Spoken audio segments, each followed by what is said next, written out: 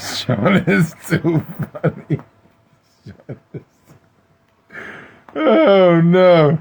I can't even take myself serious with these sideburns, bro. I can't wait till people come in this. Thank you for your continued support, y'all. Yeah, let the people know that this live has started. Man. I look terrible.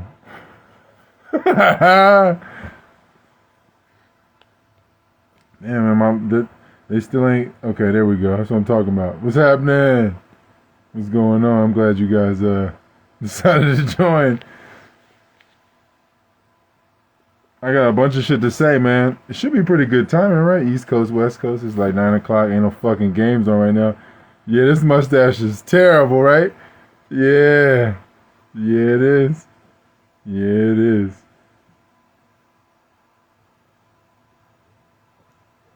I got a bunch of shit, man. I got a bunch of notes, man. Of course nobody want to jump in now because I'm way too funny right now. 2 motherfuckers in right now. I don't even want to start. So much shit. I don't want to get into a train of thought and then people just see me with a handlebar mustache. They don't even know. This guy's going the fuck in and he got this handlebar mustache. Oh, man. Damn. Alright. Yeah, that's only 2 motherfuckers, man. How y'all doing, though, man? Maybe I got some questions. Okay, we up to 3. What's up, Technosis? How you doing? It's like the world knew I had a handlebar mustache. It was like, nah, we're not even going to disseminate this. We're not even going to give this to the world. Oh, yeah, these sideburns is terrible. Oh, bro. What's happening, man? Yeah, man. I'm going to start doing all... No, nobody's here. It's okay. It's okay, Bubba's. You know, I'm going to start doing all my stand-up like this, see if anybody take me serious, bro. It's alright. It's alright. Yeah, man. Sweets. It's nobody there, man.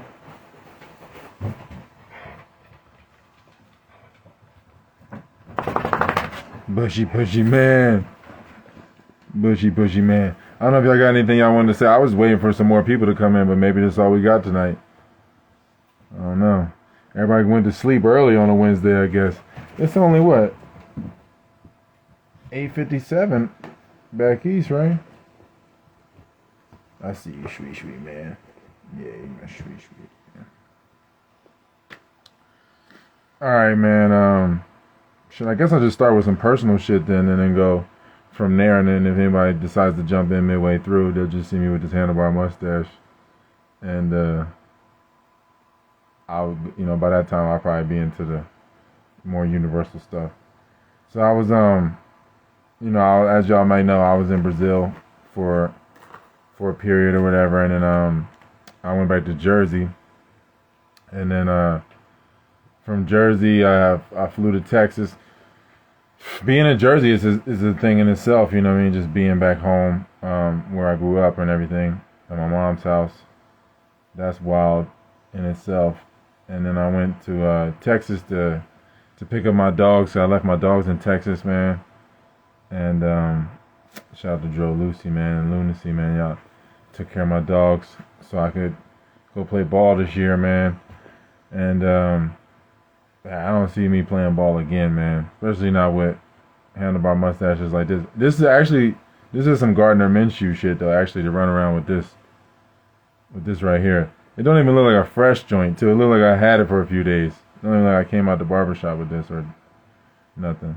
But, anyway, yeah, so I went from Jersey to Texas, and then from Texas to Tuscaloosa, Alabama, then to my place, and then the place I got in the South, and then I went to Atlanta to my sister's shit, the Connected Camping thing, which is like the last version of the way they were trying to do that. Then they're doing the connected campings all different from now on. I guess they're only supposed to do 2 a year now. I think they were doing like 5 or 6 a year, and now they're only doing 2. And I guess they'll just be bigger, more people. You know what I mean? Instead of like 60, 70 people, they maybe get a couple hundred. I don't know what their aims are, but they said they want to reduce the amount of times they do it and then increase the crowd size and then change locations every time. But it was cool that that last venue, the last one in Atlanta or however they're doing it. I don't know. Maybe they just do it at a different spot in Atlanta, but that was cool. Then we, because I mean it was nice. I think in general it's like if we can cross over into we tap into different crowds. She gets a different crowd, especially being in Atlanta, and then I get a more vagabond crowd from around the world, and it's nice to cross over sometimes. So it was cool to be able to do some stand up. I ain't been able to do stand up in a minute. Kind of just I couldn't do no English stand up and no Portuguese, man. What's up, man? How y'all doing, man? Yeah, man. Leave me some comments, man. I look like a plumber. I look like your plumber, don't I? Right? I look like I do your HVAC, don't I? Right? Yeah, I know. I just did the wiring in your crib just last Thursday. I just voted for Trump with this mustache, didn't I? This joint's terrible. But nah, man. Anyway, so I went from Atlanta back through my place in the South, and then I went to Tennessee and Nashville or whatever, and that was cool or whatever. Seeing kind of going back down memory lane because I went through Nashville and I was, had opportunities to be in Nashville for school when I was young, and I didn't take them, so it was kind of cool to see the city from a different perspective. And then I went to same thing. Went through Alabama A&M and looked at because they were the only people that offered me a scholarship out of high school. So it was like back down memory lane, kind of looking at things. From Jersey when I was young at the time, getting that scholarship, I was like, I don't know nothing about Alabama or Alabama A&M, Huntsville, Alabama. I don't know nothing about that. But I mean, shit, Alabama in a lot of respects, man. They had coconut cult in the Whole Foods out there, so I guess they're pretty up to speed, man. That's the first place I ever had coconut cult, honestly, in Alabama. And I came from coconut cult probably is the best yogurt as far as like, it doesn't say raw on it, like Coco Yo says raw on it, but I don't know if it's not raw, but that shit is way better. The experience is way better. I guess it's just because it's like 50 billion probiotics in that bitch. But so I went from Alabama through Tuscaloosa back again, through Just Crib, and that's where I did the last live that I was on, and then Texas again. Oh, no, I was did Texas, and I was with my man Ricardo. Did that live. That's right, man. And then I had to make the stretch from Texas to Phoenix or from Dallas rather.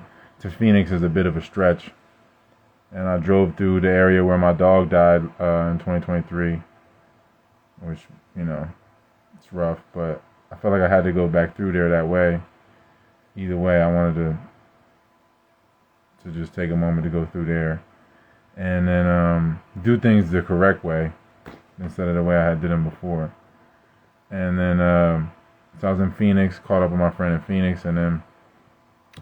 Now I'm back in California, man, just gearing up for this event December 7th. And, man, I got to Cali, bro. And it's crazy how you get to California. From Tucson up is just absurdity. After you get above Tucson, it's just like gas is just like $1.50 more, $1.75 more. Gas was like $2.30 in El Paso. And the one spot I was in El Paso was $2.33. Then I got to fucking Phoenix, it was like $3. $2.90 is the cheapest. And then I got to California, and it's like a brick wall. That shit's like $4, $4.65, $4.40. I'm like, golly, this shit is nuts. And then it's people just living really, really well, and then it's a wasteland for other people. And it's wild because you see the tent, like you're in Alabama, and you're like, yo, it's really like no homeless motherfuckers out here, really. And then you get to California, and you're like, golly, it's fucking nothing. Everybody on the verge of homelessness, or they are, or they wealthy, or they so wealthy. You know what I mean? That the closest they get to homeless is the motherfucker delivering their Uber Eats. So I got to back to California, and my man that had been watching the spot, bruh. Oh man, it's crazy. Like when you think of, like, people really.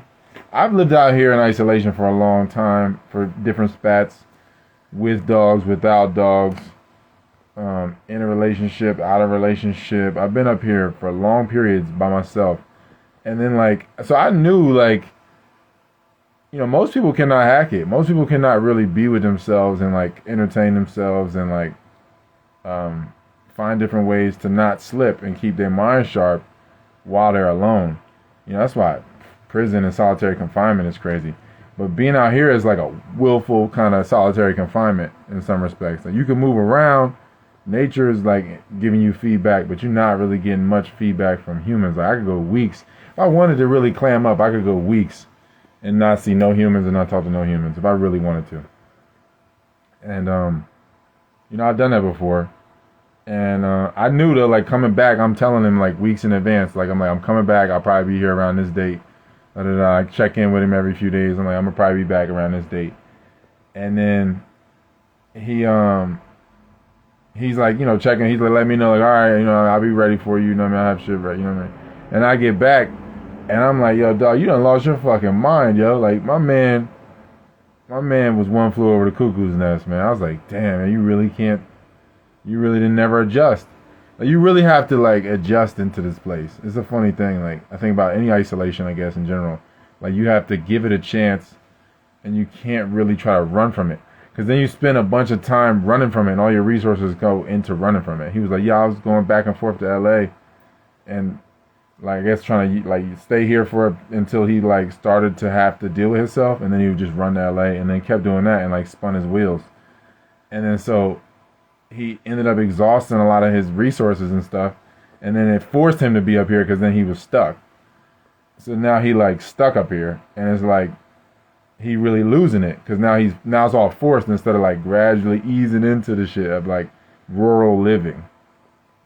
And I know how it is, 'cause I've been up here alone. There's no one to check you. There's no one really to make you tidy up or do anything. There's no real oversight. It's like totally yourself. Like, I'm going to clean the room because myself, or I'm going to do the laundry because myself, or I'm going to take a shower because myself, or whatever. It's not like anyone is going to be there to say, like, yo, you stink, you need to clean this shit up. Nothing like that. Like, it's all on you. And, like, for some people, they understand that, and they be like, look, I'm not about to sit. I'm living for myself, and I'm not going to, I'm not going to let myself slip and, like, fall by the wayside and, like, just be out here. And so I felt kind of bad, you know what I mean? Because I could see this person was losing it. You know what I mean? I could tell since I don't know if he never had it though. That's the wild thing. Is like, damn, I guess maybe you just never really had it. So that's why, you losing it.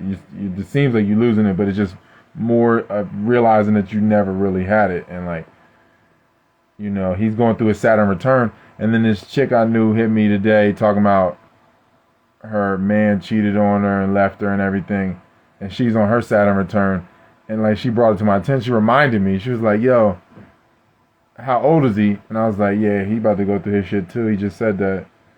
And she was like, yeah, I'm going through mine, and the Saturn's in Pisces. And I was like, oh, it makes sense. Y'all was born when Saturn was in Pisces. Your work ethic is delusional. Your work ethic is damn near schizophrenic. And so, like, it was like, oh, okay, I get it now. I get, like, the shadow side aspects of Pisces and Saturn, definitely reared their ugly head in this motherfucking return.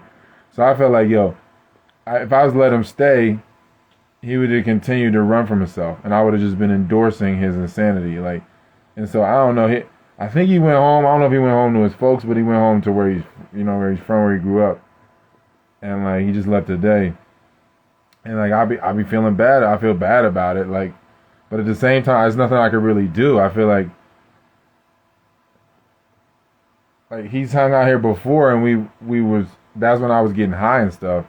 and I felt like I wasn't being a good enough example. So then it kind of just like I was the whole time I'm like, yo, we need to quit this shit, and he like not having really no will to quit the shit. Then I eventually quit, and it's like we really don't see shit eye to eye, really. And so I'm looking at like, you fucking delusional. You're in that place that don't exist. And he looking at like I'm just negative and pessimistic, and I don't have imagination or something, or I'm just like limited or something because I'm not doing drugs. And I'm like, yo, bro, like, I wanted to be as lean as possible. I don't really know anybody else that could let you live somewhere rural for 5-6 months, for no rent. All you have to do is pay electricity. And then I started to see, like, dog, I don't know who to blame. I don't know, you blame society? Do you blame a person's parents? At some level, you gotta like be accountable though. It's like kind of crazy. I remember when I first moved out here, I still was always lighting fires though. Like I moved in and it was cold and shit at night, and I'll be making fires because I moved in November 2011, and I'll be making fires and shit. But I would still have like a fucking oscillating little local heater or whatever, and I remember my electric bill just was going up, and I was just like, it's pointless. Now that I know, oh man, I could just fucking make a fire, put an insert in the fireplace, heat this bitch up way cheaper, just chop some wood, and just be a grown man about it. But the whole time he just using like a fucking little local heater, running the electric bill up. He don't really understand. He got a bunch of different electronics running off one plug. I'm like, dog, who raised you? Would you just never raised, yo? And then that's when I'd be like, this is like, it's partly like, it's like everybody, society at large is to blame. His parents is to blame, but then also at some levels, like you gotta have some initiative. Because at 29, there's certain things I understood just from having taken the initiative to try things, fail, succeed maybe, and then, realize what works and what don't, and like kind of see what other people are doing, like why people do what they do.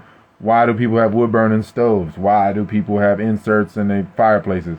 Why do people chop wood? Why do people have wood splitters? Why do some people live in the country? Why do people, the things, like, it all makes sense as you like living it and doing it. You're like, oh, this is why you're at this hardware store buying these things. I get it now why you're doing this shit. But that was like years ago. And like, I don't know, man. It's just crazy. I can't make a person, I can't. It's like he wanted me to be like a father figure to him. But at the same time, it's like when you want your dad to do something, but then when they tell you to do something, then you be mad at them. So I didn't want to go through that. So that's why I was like, you should just leave. Because you're just going to resent me, man. So, because I was like, because he said he had bread. I was like, why didn't you buy a car? If you had this much money saved up going into this experience, or you had this much bread on hand, why would you not buy a vehicle? Do you not have a license? And then like, I'm not really getting straight answers. Like this shit is like, I'm seeing like when I was on drugs, like how like, when I was getting into like really getting into schizophrenia, like the fragmentedness. I feel like I never got that bad because I did have both my parents. He didn't have both his parents. And then I had an older brother kind of too to help me a lot, to like show me like, don't do fucking drugs. You know what I mean? And so I got into drugs later than a lot of people. So my brain developed a little bit more cleanly. So where like the whole time doing drugs, I'm like, I shouldn't be doing this. This might be fun right now, but this is wrong. And so I feel like he never that contrast is just not there. Like it's just not there. So like he knows that's how I feel about drugs, and he like, I'll stay and I'll do this and that and the third, and I'll fast, I'll stop smoking. I'm like, man, if you wasn't already gonna do that when you were, it shouldn't take a motherfucker watching you to do it. I'm not about to be your enemy, your fucking warden, trying to make you quit or be yourself. And so I just seeing this shit in my own life, kind of like looking at him as like that crazy reflection of when I was like in a space that did not exist. Like mentally, I'm in a place that don't exist. You know what I mean? And like, I don't know, it's just crazy, man. So I don't know if it's just Gen Z, I'm sure there's some Gen Z motherfuckers out here that can build a crib, build your whole house. But I don't know, man. It's probably less and less as the generations go on. Like, I feel like I'm millennial and like, yeah, I'm lazy in certain respects and spoiled in certain respects. And like, but I feel like I identified it. And then as far as like getting things out of this world, I already knew like I had to do certain things to get things. Somebody told me that real early. Like, yo, you're not about to get any more than what you gave. You crazy if you think you will. And so I don't know. I don't know if somebody just didn't tell these Gen Z motherfuckers that or what. And like, cause I don't know. I just feel like they just think that since they do this shit that it's supposed to just happen for them. Like, it's like if you hit a jump shot, like now you're supposed to go to NBA because you think you should, or if you make a song, the world should just go viral with that, or like if you throw a football, like now you should be signed, like that. That's not how this works, bro. The Instagram era got everybody thinking they're a star because they can take photos of them like out of context from a whole thing. I see people all the time having photos of shit, and it's like, yo, you lost this game and you took these photos from this game, but you took an L here. But to the world, they don't know. Like, so much shit that like you can. But that's what show business always been, though. I guess it's always been smoke and mirrors. And now it's just everybody getting into it, whereas before it was like a select few kind of being cured through societal pressure. Some people was like going to be singers and actors and shit. They were getting cured through their experience and their placement in the world, and then they got to Hollywood or wherever, New York or Motown. They got to they hit at the right times, and the pressure hit at the right time for their life to make them what they are. And now I just be thinking like, I guess everybody thinks since they can take a picture or do some shit or press the live button that now that they're an entertainer. And I'm just like, man, so I'm like, damn, dog, even if you did make it right now, you fucking so lost that it would only make shit worse for you if you made it. If you was to get money or attention from this fucking state, it would only it'd be gasoline on a fire. And I was like, yeah, I guess most entertainers, or a lot of them, especially now, are like lost, and then they hit, and then they're already gone, even further gone. And we just seeing them go into oblivion. We see the last bit of them going into oblivion, and it's like glittery and shit, so people chase it. But, so yeah, man, I just seen like, he just left shit dirty as fuck, and you know what I mean? Like, it's a rural area, you're gonna have some dust and stuff like that. But I'm just like, dog, I know your mom or somebody told you at some point, like, you can't leave shit like this. You can't be like this. You know what I mean? I know it. I know, like, even if you grow up in a foster program, somebody gonna be like, yo, make your bed or clean this shit or do this shit, to where you get a regimen and you see, you know, what's up. But it was crazy, man. I felt bad. Like, I felt like damn, like, but I can't tell if motherfuckers try to manipulate me. Because, you know, when they be about to cry, you know what I mean? I've been in times in my life where I be about to cry, but I know I'm bullshitting. Like, I know I just want another chance so I could keep bullshitting. So I'll be like, yo, just because you're crying right now, it's not really moving me. And, I don't know. I just felt, at some level I do feel bad because you feel like, man, this person is like, kind of lost it. And no matter really kind of, as long as they stay in that, no matter what success they see, worldly success, that shit don't mean nothing if you in that state. It's only gonna make it worse.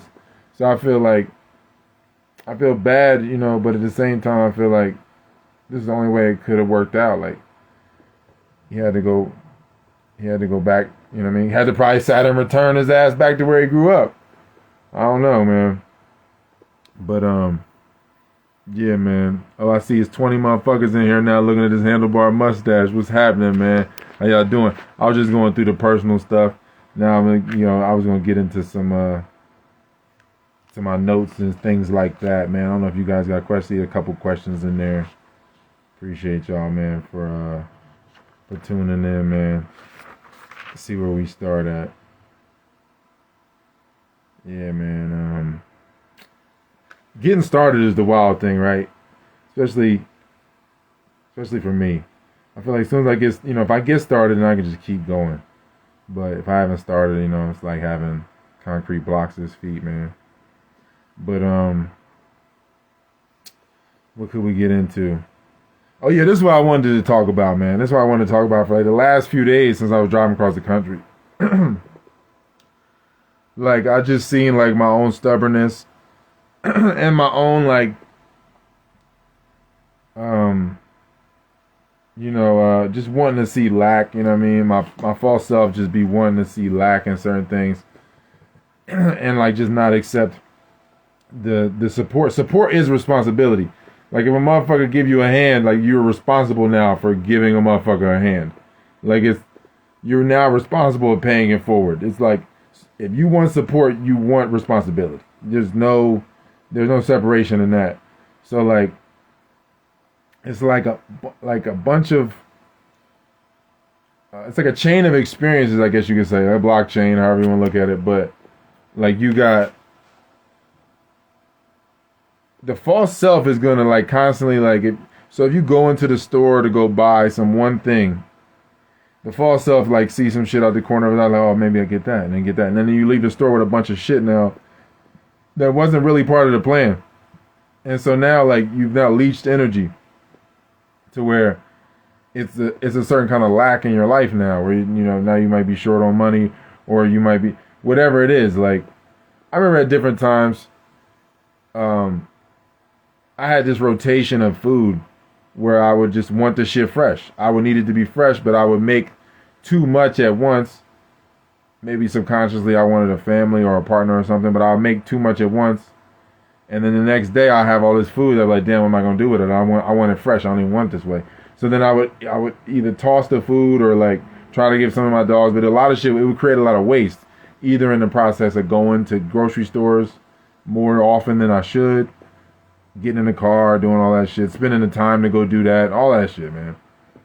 Spending time to take shits, spending time to take enemas and shit like that I didn't have to because I'm eating more, I'm making more, and so I had to like it's like it's a process of like curbing that to be able to see like the actual support, because the more that you taking in more than you need, you like burning the candle on both ends. So now it just seems like there's more lack. It's like they say, it's like an Irish proverb, is like being greedy is like stealing from yourself tomorrow or some shit like that. I butchered it, but it's what it is. It's like in order to like, if you're being greedy, you're stealing from your tomorrow self. Ultimately, it's the Irish proverb. Google this shit. So like, anyway, like I would see that process in myself, where I would have plenty of support, but I don't really. I want even more. I got this fucking delusional idea of like who should be supporting me or how much responsibility I should be having, and I haven't even graduated to the next level of responsibility, next level of support, but I want more. So I would be, instead of using my energy and time to like methodically get better in my behaviors, I would be, resorting to pleasure and delusion and so further separation from myself.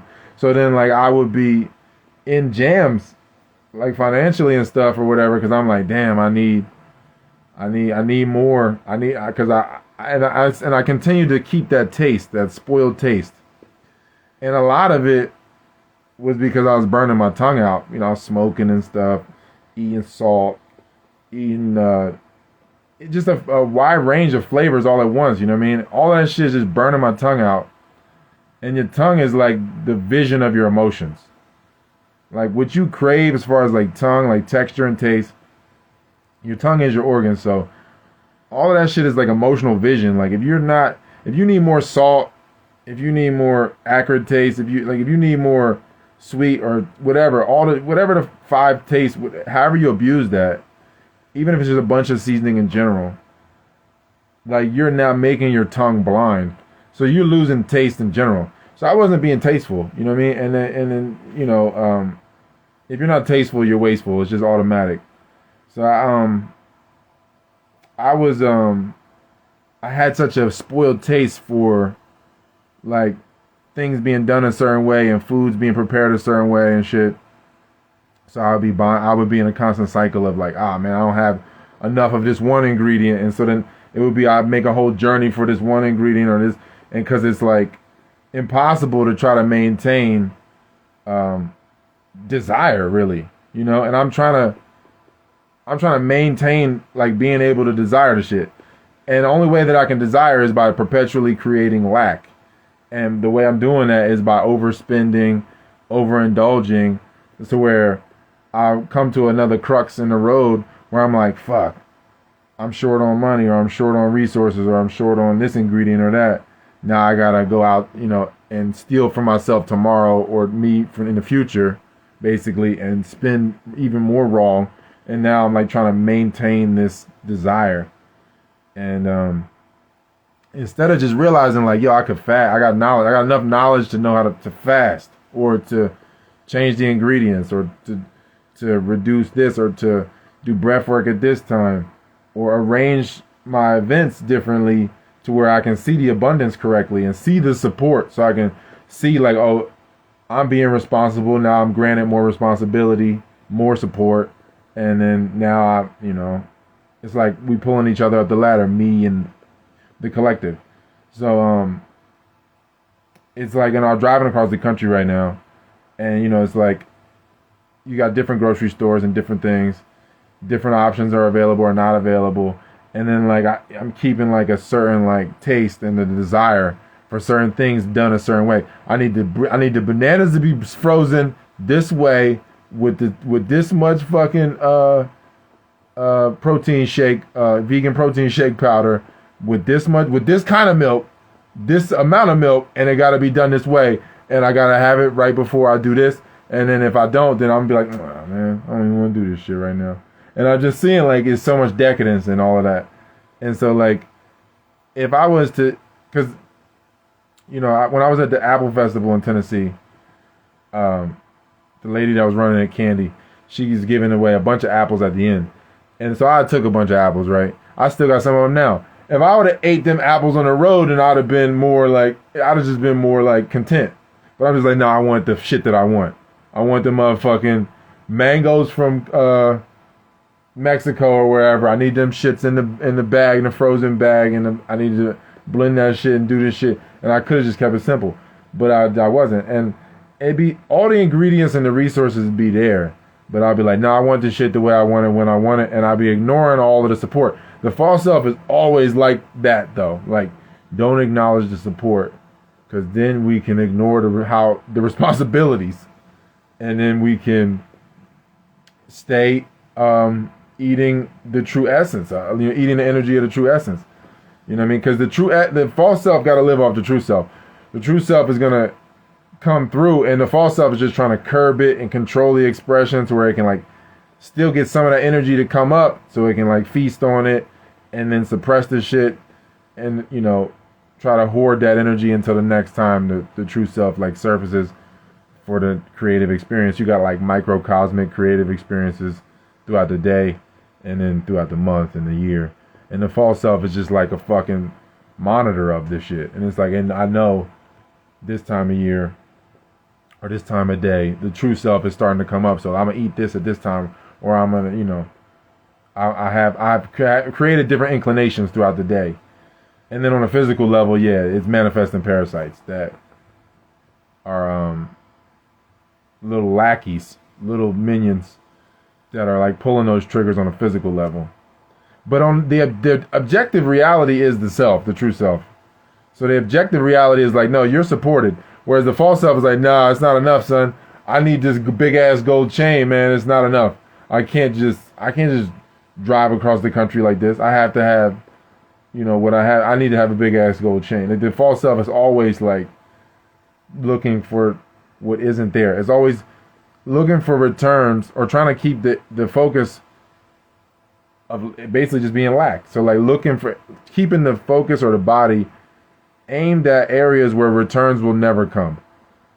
So it's like we're giving energy, we're keep the false self just trying to keep you in euphoria and pain, to where the parasite can continue to exist. The false self, the parasite, can keep existing, It's because if you're in content and you're calm, the false self is obvious when it comes up. So you can easily swat that down. But if you stay in like euphoria, if you're tired, that's why like driving across the country is a doozy, because you reach in those points of like tired, those valleys, and you want to push through, stimulate through. You have projections of time where you want to be and everything, time zones that you're going through, and it's tough. It's funny to see, you know what I mean, the whole process of like kind of battling the false self, but or it's battling the self. So the true self is like, yo, nah, you got everything you need, and if you just paid attention to what you're exporting, you'll see your imports, like where it's coming from, and then if you don't like the exchange, then you can change it. Once you get the import come back, you're like, I don't like this shit. This shit ain't worth it. When I export again my energy, I'm gonna give it in this direction, and just change it, and then that'll transform the whole transaction. So then, you know, then you can operate accordingly. You know, you can dwell in reality, dwell in objective reality, dwell in yourself, and that's something like, you know, I've been doing throughout my life, I guess, you know, where I've just been, whether it could be women, it could be food, you know, the way you do one thing is the way you do everything. I'm like, yeah, man, this is nice, you know what I mean? This Mercedes is nice, but I want another Mercedes. This woman is really nice. She everything I thought I wanted before, but how do I know that I can trust myself, who I was when I was thinking that? I want something else. And so it'd be, you know, just that spoiledness taken away from the moment, then I'll never really experience the moment to even see if I'm content or not. And then it just keeps me in that loop where I have to go through the whole process again. Go through the whole lack process that eventually leads to some sort of trauma. Because like all traumas is rooted in neglect. So the more I neglect like my export and import of energy, you know, where the coming and going of my energy is, the more I'm just headed for trauma. Like trauma is inevitable in that process, and like all of it is stemming from the neglect that I experienced as a child or whatever, or in the womb, and in childbirth. But at the same time, it's like I don't really have to, just because I was neglected and they didn't want me or whatever, they didn't want to pay attention to themselves or pay attention to me, doesn't mean I have to continue to not pay attention to me because they didn't. So it's like going through the process of like training myself to give a fuck about myself is wild. Like, because I'm so conditioned to just continue to neglect, and then it ultimately, now I've done it enough times to see like, oh, trauma's coming. So like it's harder and harder to go down that road, because you can already see like the course correction kind of comes a lot sooner, because I've seen it like, okay, we're barreling towards a trauma or some sort of like jagged separation from self and people that reflect myself and shit like that. So it's a crazy process of like trying to undo the trauma, because you know, you looking at it like, again, like, still I'm a millennial, I still want this shit to be, I want it to be like a video game. I want it to be like, yo, boop, trauma's over. You know what I mean? I completed the mission and trauma's over. But it's like the body still is scarred up. Or if you look at metaphysical bodies or whatever, the pain body, all of that shit's still scarred up. So even if I was to get through this shit, get past this shit, the scar's there. You know, I got scars in my body, like, where I make a certain movement, I can feel the scars there. I can still do the movement, but the scar is there, I can feel it. And it's like, it's not gonna go away. That's there. So it's like the choice is like, do I want more scars, or do I accept that like this is, you know, this is here kind of let me know that this is what happens. And you know, it's something that you just gotta commit to. Like, you gotta constantly recommit. And I just be honestly, my laziness be getting to me. I was like, fuck, I don't feel like committing. Every fucking day I gotta commit to this shit. And it's like, yeah, man, I mean, no doubt the trauma happened, and I might be past it conceptually, but the body has to I have to reconcile my body. And then the triggers are going to they're going to evolve into different, or just, more evolved forms of the same trigger, to where I had to constantly recommit and be patient, display virtue, and not be forced virtue. It's not the same as like when you're being patient, you just gritting your teeth like, oh, I just can't wait till this shit is over. So it just be the little decisions throughout the day, that are just investments, recommitments to getting, working through the trauma to where you don't react to it the same way. It's not like it's gonna go away though. The trauma don't fucking go away. It's not like, if it would, then you going into amnesia and you're just gonna repeat it. Because that's why I think people get into suicide and stuff. And my next book, I was gonna get into that, like, as far as how your true will transcends, this body to the next one or whatever, and what suicide does to you. My next book was gonna be about that. I can't even say the name of the next book because I don't want to give up too much shit. But once it's out, it'll be out. I like to have it done by Christmas. Now that I got some time, I'm gonna be working on this event and just working on the book from now till Christmas. I got a lot of notes, but I got to put it all together. But so much of the investments of today is just to forget. Most people just don't want to remember shit. Like, what everything that they're emotionally selecting as far as food or like chemical indulgence is because of just wanting to forget, not wanting to remember the dream. And it's not even really a dream, it's just the memory in the blockchain. Like, you have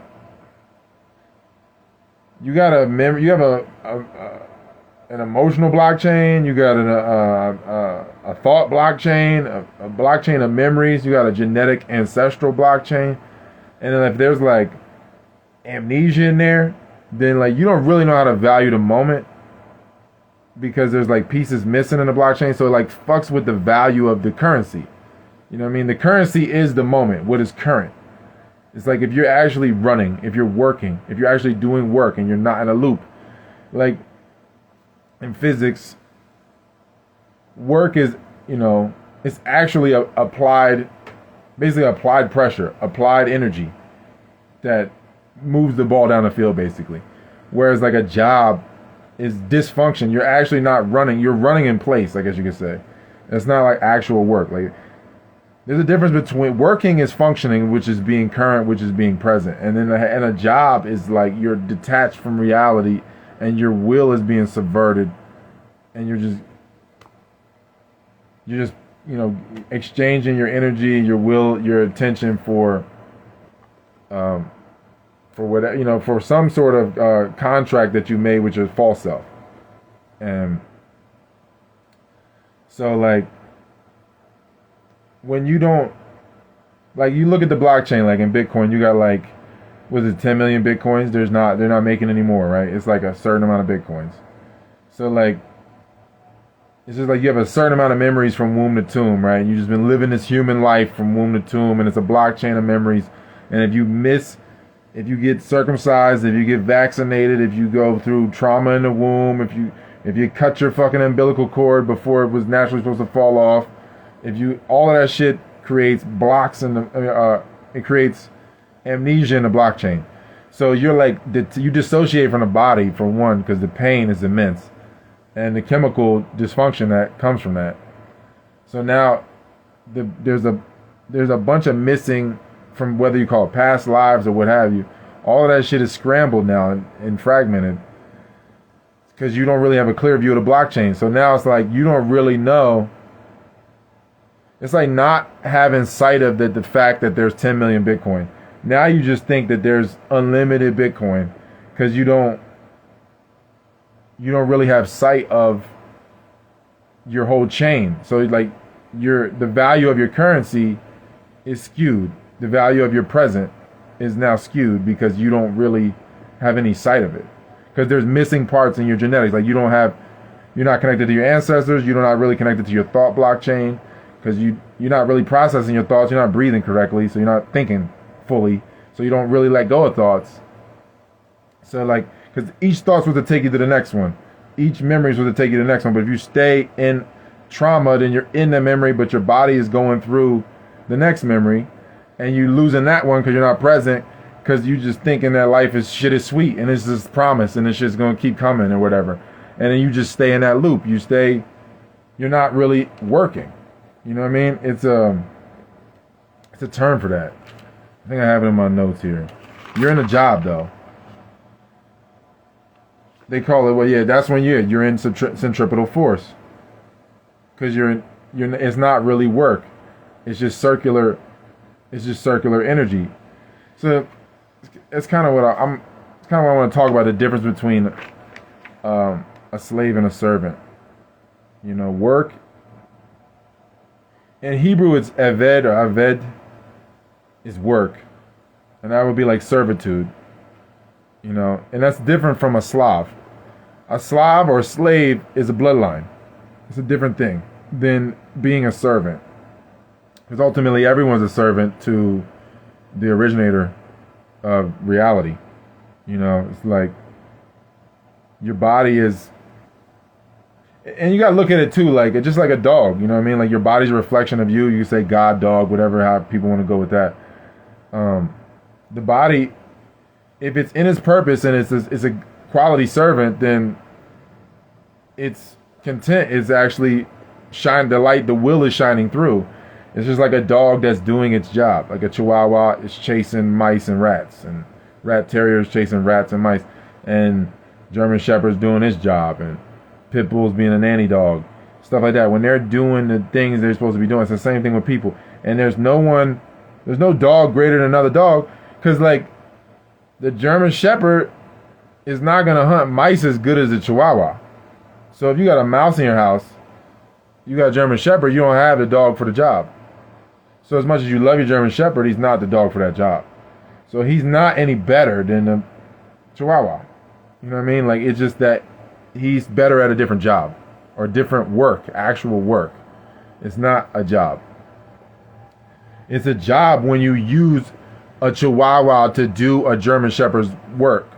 So like, if you got a Chihuahua barking and being your guard dog, then yeah, he's in a job. He's you know, sleeping. You know, he don't have no taste for getting mice and rats.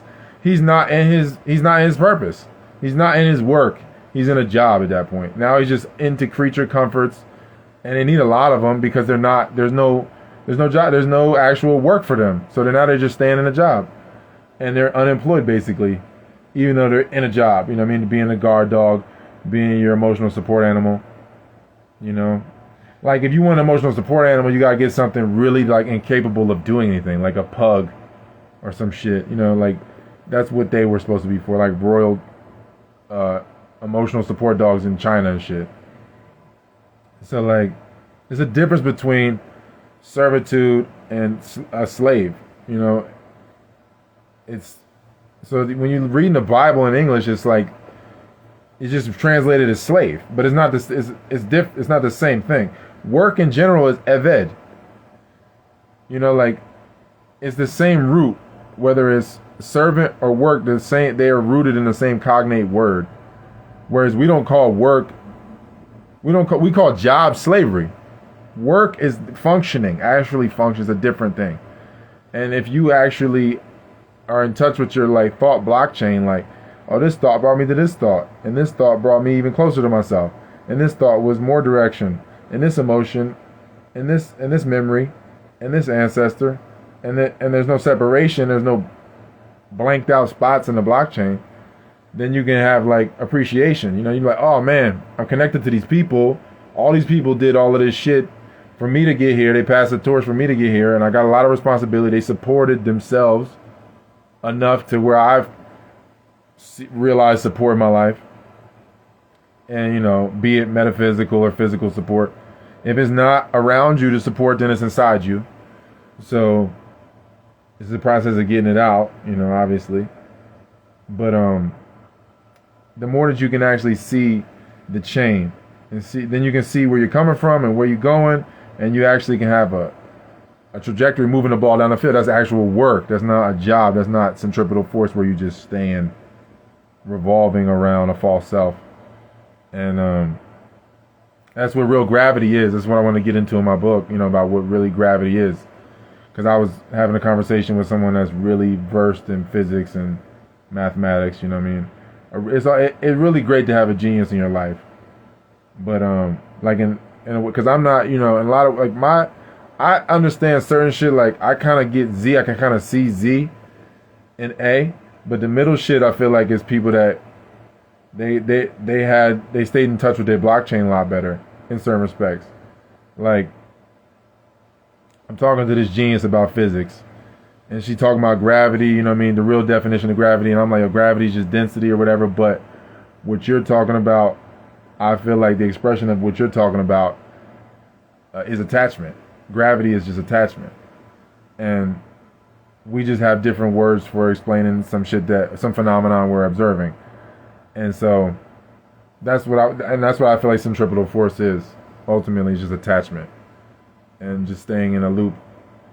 And so it just all comes from being in a job and not being in work. It's like using a fucking hammer to do a screwdriver's job. You can hammer in a screw, but it's not going to be fastened the way it would be if you drilled it in there. You screwed it in there. So it could work kind of technically, you know what I mean, but it's not really done correctly. And then if you try to use a screwdriver to do the hammer's job, you're going to break the screwdriver or hurt yourself. And that's kind of what we're seeing in the world, you know. And so, I mean, a lot of it is stemming from not just the traumas from birth and circumcision, vaccination and everything. Also, I mean, just the dehydration. We're in a state of dementia because we're in like willful dehydration, I guess you could say, or voluntary. I shouldn't say willful, because if you was actually in your will or being your will, because your will is your true identity, then and you got to experience the nature of real will. Like you have to go through certain things. Like that's why yoga and certain shit is important. Breath work and certain practices is important. Like to stay on a regimen so you can experience your will. Like if you had a machine that could stretch for you and do breath work for you, like a respirator, then you don't really ever appreciate your breath. You never really experience your will, and it's all going to be done unconsciously. Any rehabilitation will be done unconsciously, and you'll be right back to square one eventually once you get your energy back up, because it's all done unconscious. So now the energy is going to careen back into a trauma. So like the nature of the will has to be experienced. And then from there it's you know, then you can really have contrast to see like, yo, this is dementia when I go into dehydration.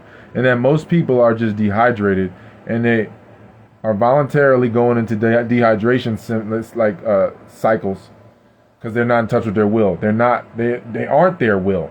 That's who they should be identifying with. There's the will pushing the body around instead of the senses pushing the body around. So like, it's a lot of dementia. You know, and I seen that when I came and saw my friend. I'm like, damn, you got a lot of dementia going on. Because you willfully dehydrating yourself, or voluntarily. It's not willful. I'm changing the word.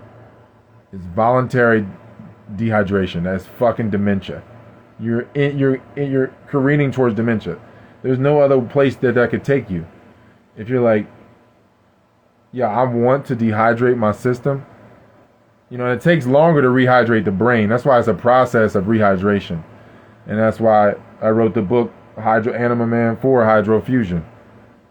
So like, because the body is mostly hydrogen, because it's mostly water. And it's just a hydrogen fusion chamber. It's just a nuclear reactor, or it's a nuclear actor rather, because it's creating light through the process of breathing. The hydrogen atoms collide, create helium and light, and then the body, if the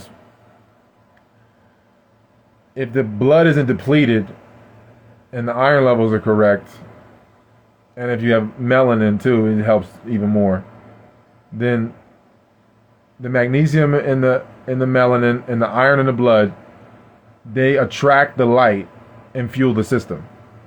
So if you're doing breath work and you got your blood is clean and you have melanin and bringing your melanin out through more breath work and sun and what have you, and just general self-awareness techniques. That's bringing the melanin to the surface. So now your light, you can live off your own light. So like the body is just a hydrogen actor, you know what I mean? And so it's, the process of breathing is hydrogen fusion. So like when you're rehydrating that whole process, yeah, it's not just drinking H3O or distilled water. It's also the breath work. It's paramount. Because your brain takes the longest to rehydrate. So when you've been smoking for years, your brain is chronically dehydrated. It's the same thing with fighters. Fighters in the UFC or boxing or whatever. They used to not let motherfuckers, I don't know if it's like that now, but they used to not let you, because you used to be able to dehydrate to drop weight to fight in a lower weight class. And then you say you walk around 200 pounds and then you drop weight real fast, dehydrate to get to 185 so you can beat up on a naturally 185 pound guy. They stopped letting people do that, I think. I think they made it, the weigh-ins, like the timing of it is different. Like you're going to have to weigh in and then go, you can't just go right to fighting. It's like a weigh-in, early weigh-in and a weigh-in at fight night. Because the brain takes longer to rehydrate. So dudes will drop weight and they drop weight in their body, but the brain is still very dehydrated. So they'll drop the weight, go down to 185 for weigh-ins, drink a bunch of water, jump back up to 190, 195, and then they would think they are going to beat up on a 185 guy. But their brain wasn't hydrated yet. So now they get punched in the jaw and their brain rattles way more in their head and they fucking die, or they have hemorrhages, or they have concussions, or they have CTE earlier in their life than they would have, because the brain's dehydrated. So motherfuckers smoking and eating salt and sugar and bad food combinations and shit like that. Because in order to create mucus, you have to have more. The lymphatic system's creating mucus so that the mucus can attach itself to the toxins and the bad food combos so that you can purge it. Anything that's dry, the mucus is attaching itself to that so that it can slide through the body. So you need more moisture to create more mucus to purge the garbage. So people, attacking their lymphatic system through smoking or any of the inhalants, even as vaping, you eating bad food combinations, shit like that, it's just chronic dehydration. So it's just chronic dementia. So then you get older and older and older and older, and you wither and wither away, and now you just got dementia. You're just demented. And then you might be a threat to yourself and others eventually, you know what I mean? If not sooner than later. So it's like a process of rehydrating the system. Breathwork's paramount because there's more hydrogen in the atmosphere, in the world, in the universe, in life. Hydrogen is number one because it's the most abundant thing. You know what I mean? It's the most abundant element, hydrogen. So you're breathing it in. You got it. Most of your body's hydrogen. You want to take advantage of that, I guess you should say, and make that paramount. Make that the base of your food pyramid, the breath work, and then obviously H3O, and distilled water is H2O. No more reverse osmosis and shit like that. All of that is OH. That's not even really water. And then you can gradually rehydrate, and then your brain rehydrates, and then you have actual cognition and function. You have currency. You're current. You're actually working. You're actually functioning. You're actually present in your purpose. And I've experienced it, man. Periods in my life have experienced it and gone away and come back, go away, come away. And then, like I said, it took me long. I didn't go right into doing drugs. I waited till like 18 to start smoking weed. It wasn't like some of my peers doing it at like 12, 13. And then their brains, a lot of them never recovered because their brains stayed dehydrated and they never really experienced real sobriety. They only experienced different phases of the detox process. I was talking to a guy about smoking the other day. He's like, man, I want to quit. I've been smoking every day for years. And I was like, yo, when you think you're sober, you're just less high. You're always still toxic. It hasn't gone away. Like, you're still very toxic. And you have to stop and rehydrate your whole system and your brain and really defrag and recalibrate or calibrate for the first time ever. You never used